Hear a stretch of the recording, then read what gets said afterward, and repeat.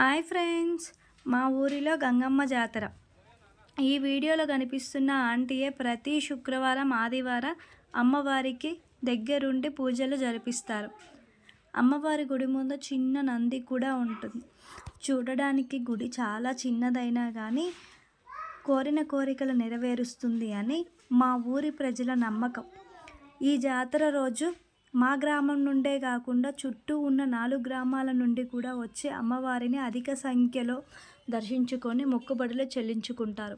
ఈ జాతరను ప్రతి సంవత్సరం మహాశివరాత్రి ముందు వచ్చే ఆదివారం రోజు జరపడం అనాది కాలం నుండి వస్తుంది.